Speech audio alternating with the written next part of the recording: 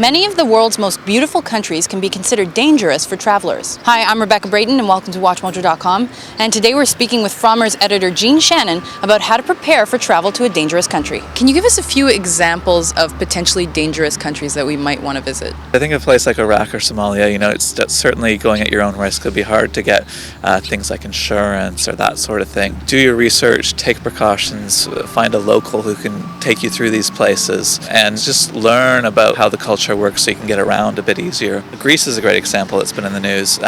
The Greece Tourism Board has been doing a really interesting thing in alerting travelers to what's going on. They actually on their Twitter feed have identified exactly the parts of town where any rioting was taking place so that travelers know to avoid that. And it's really brought into focus how much of the country is very safe and really is almost everywhere except for where these areas of isolated violence are. And so now obviously you'll see a few better deals going to Greece than you normally would have. What would you say makes these countries dangerous?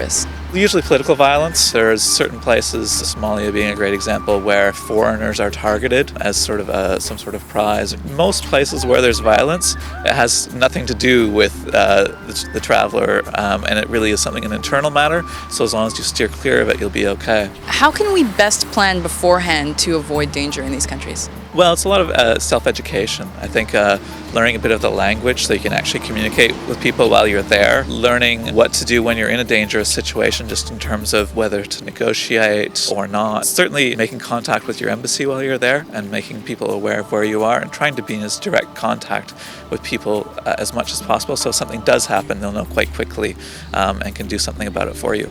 In terms of our wardrobe and what we're carrying with us, how should we dress? You really want to be aware of not wearing anything that's offensive. If you're going into a heavily religious area, you don't want to be wearing something that's considered provocative.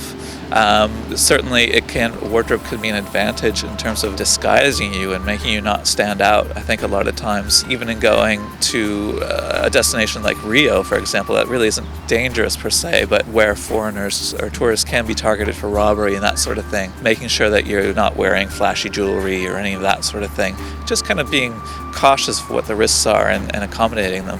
What should we have with us at all times? Passport, copy of your documents really, so that if something is lost, you have something to do that way. Often I find it's keeping things as simple as possible so that you're traveling light on your feet, and anything, great little gifts that you can bring. Something as simple as meeting local children, but also if you're in a situation where you need to have some kind of monetary exchange to get you passage for something, it's good to have local currency or that sort of thing. I think that's a very rare instance, but if that's the kind of area you're going into, then you want to be prepared for that. Thank you very much. My pleasure.